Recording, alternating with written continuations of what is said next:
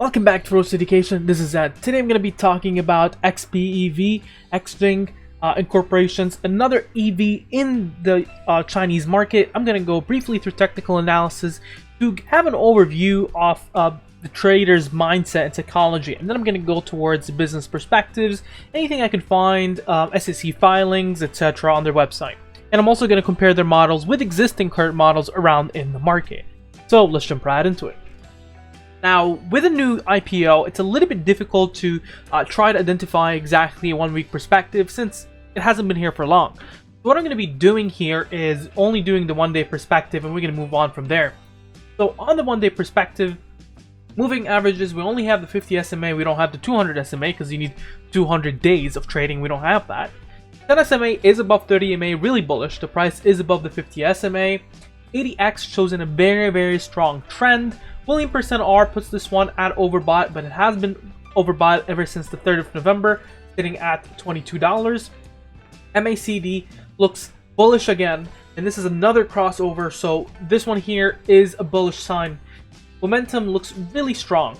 Now, we can take a look into, let's say, a 2-hour perspective, just to kind of give an insight to, okay, where is this going?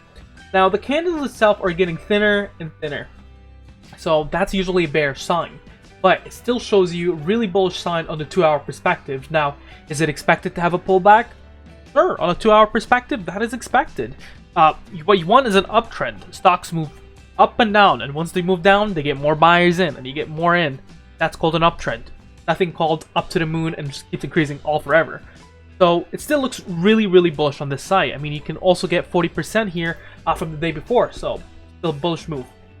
Unbalanced volume. This is quite interesting because it looked like it really dumped almost all the shares that it has gained in terms of the momentum, in terms of the mojo, and then pulled back right up again.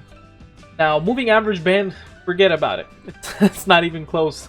2804 on the top, 2549 in the middle, and 2294 in the bottom. But current price is closer to $49, sitting right now as we speak, trading closer to $46.47. Stochastic fast and stochastic slow.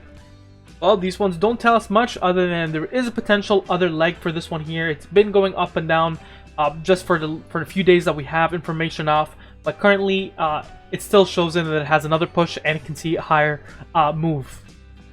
Now, charts. What we're going to be doing here is quickly Fibonacci retracements and then following that supports and resistances. Current support sits at 41.91 on the Fibonacci retracements, 36.61 followed that, 32.89 and 29.17. What I'm going to be doing here is I'm going to do 1 month, 1 hour, try to have a bit more significant supports and resistance because we don't have a lot of time to kind of cover this one. So what I would say is 45.93 is a good support to be at. Then followed that 44.14 and then all the way down to 39.57, or I'll call it $40, and then 37.78. And then from there, we're looking at 35.37, 34.05, 31.84, and then we're looking down to 30.90. Below there, if you would like, it's 26.84, and it keeps going down. Now, hopefully, it's not going to go down that much, so we don't need to worry about that for now. Now, the big reason why it's been moving is that it was leading in the Chinese market towards their earnings. And there's this really nice graph that I would really like to show, but it seems to be very pixelated, so trying to zoom a little bit there. There we go. So what you have here is NEO, Li, and KNDI, and XPEV. You get to see XPEV total returns are one of the leading, right below NEO. And that is why it's actually running. And you get to see NEO comes first, and NEO had a massive run before, and then XPEV is coming in as a total returns, so I mean, it had a really bullish move. So Q3 earnings came in, and I'll go through that, and that's why it's leading in terms of higher. Note here was the margin improvement was mainly driven by better product mix, more sales of P7, efficiency improvement, and lowered material costs. But that kind of information doesn't buy it with me. I need to look in terms of details and dive in deeper. Alright, so the first vehicle here, what we're looking at is, well, this is their website, and I'm going to go towards the vehicles, but the first vehicle we're looking at is the G3. G3 has multiple variants, I'll discuss that in a minute. And then we have the P7. Now, they're a little bit two different vehicles. I mean, this one is a bit more like an SUV kind of style. Reminds me of the Model X, and the P7 is more, I would say, Model S or Model Y, Model 3. Could be even a Model Y. I really don't know my Tesla as much, but I mean, there's only three styles: Cybertruck, X, and the smaller ones. So, what we get to see here is kind of gives me vibes of Li a little with Neo, somewhere between Leo and Ni. In terms of having like different things as community, so you join us here. That's more of a community kind of thing. We get to see as well in terms of their website layout. I'm really glad that they have English, and that's a big bonus. All right, we'll move forward from there. Remember, Leah had to translate it. I'm not sure if you're gonna see this on video, but XPilot 2.5, photo parking intelligence, AI, voice interaction, 2 safety verifications, both the CAP 5-star and the CIASI 4 excellence rating. And so, as I said, they have different 4 models: the 520i, 460i, 520, and the 460. For the sake of this video, I'm going to be comparing the lowest model. I'm going to be comparing it with one of Tesla's. And so, first things that we get to look at is it has a 520 kilometer NDEC driving range with around 30 minutes charging time for 30 to 80% charging efficiency, and IP68 waterproof and dustproof. Now, I'm not sure exactly what they mean by waterproof. I'm pretty sure you can't just drive this in the middle of a lake, but I'm pretty sure this means it's waterproof and dustproof for rain and different harsh weathers. XPilot here is an automatic driving assistance system, very much to what I understand is from Tesla's, because it has 4 body cameras, 1 front camera, 3mm wave radars, and 12 ultrasonic radars, so it's kind of very similar to that kind of Tesla vibe. The rest, if you remember, even pictures in terms of what they're using, it really reminds you of Tesla's. Now, if you go to Tesla, you're gonna find their body with information on it, charging. It's like literally a book from Tesla. I can show you right now, but instead, what I'm gonna do is I'm gonna compare this one here to the Model 3. Now, even though this one is a bit more of an SUV kind of vibe, and you get to see that, but call it like it is. It really looks like a hatchback, really. Even if it's an SUV, you gotta remember, the Model X is a lot more expensive, and it's a little bit of an older model. So I think it's best to compare it to Model 3. And the reason why I'm saying that is between Model 3 and Model Y, Model 3 is a little bit off the cheap one. So $31,690 US.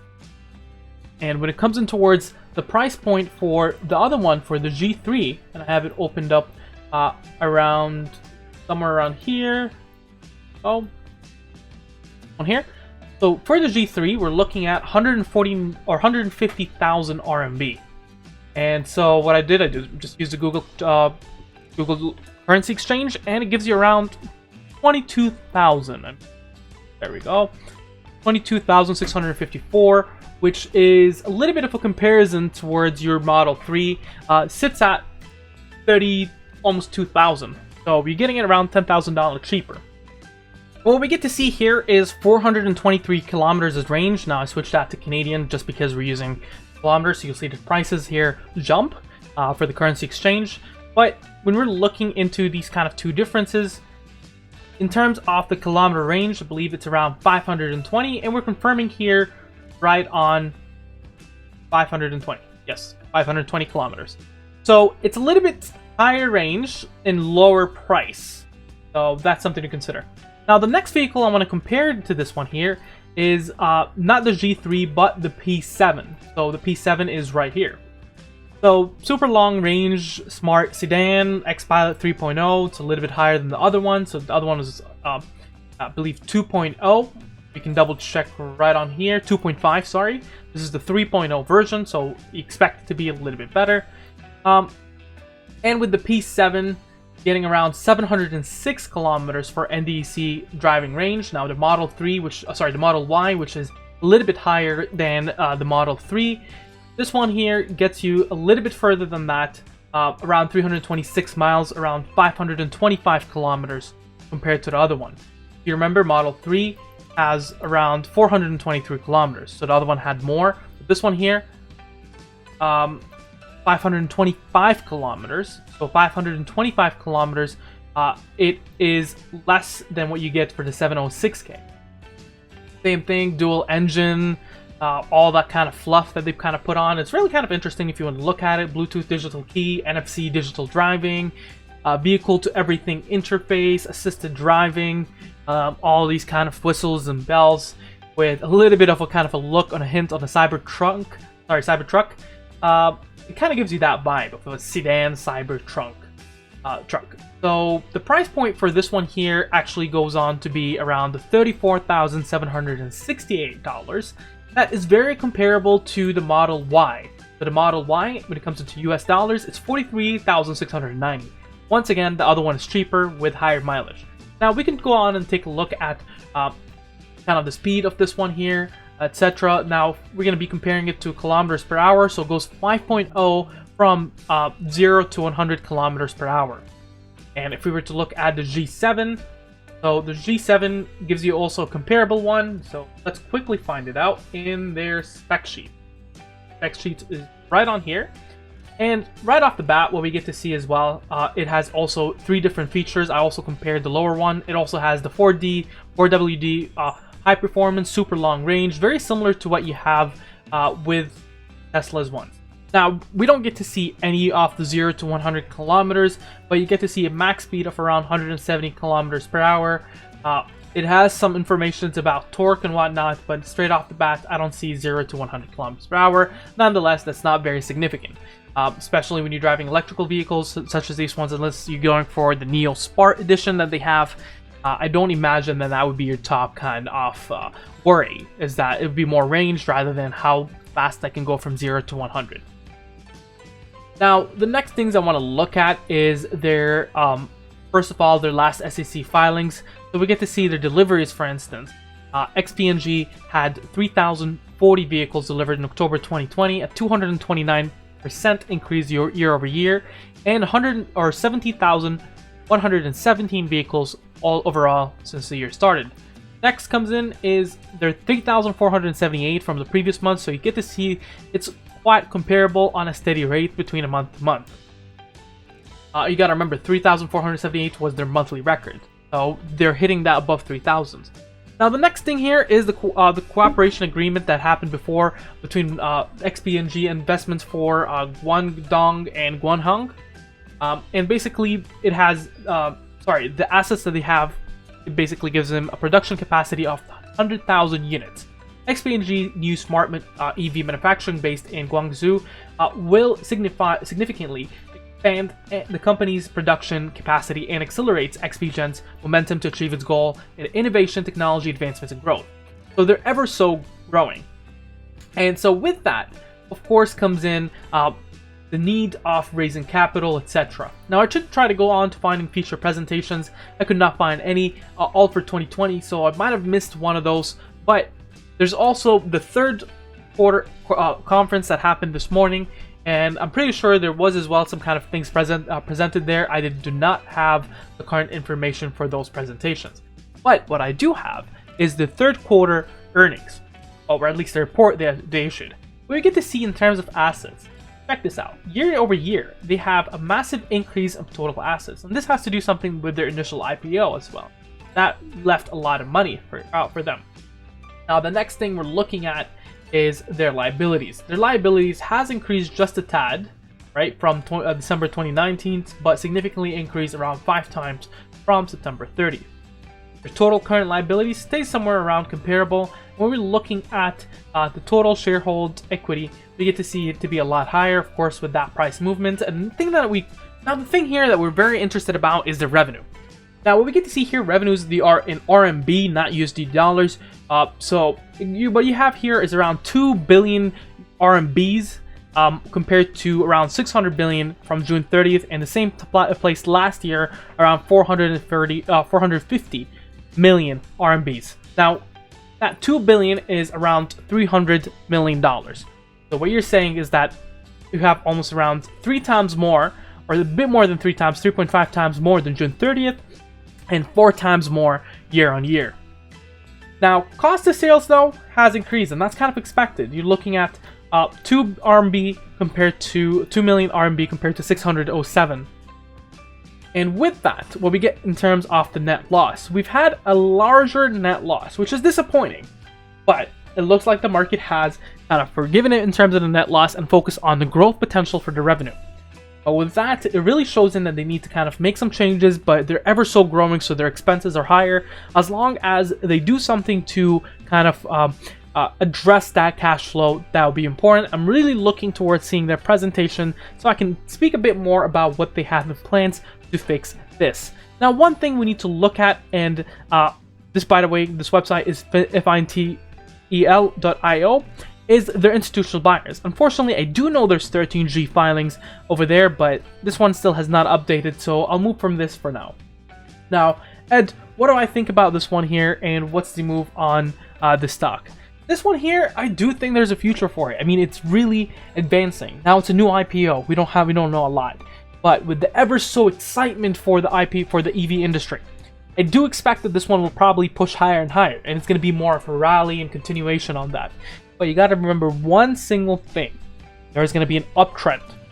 With that uptrend, you're going to have drops and high highs and high lows. So that means don't go on and buy when the stock is rallying. Wait for a pullback, go in and phase in your entry. You don't want to end up going in at $50 and then you find it going $40, $30, and then jumping back in. Wouldn't you then say, well, you know what, I wish I bought at 40 bucks. Well, guess what? If it goes down to $30, you start phasing it down, 50, 40, 30, your average is 40, right? At the same time, phasing in is very important. But in terms of this one here, I see a massive future for EVs, industries, and China.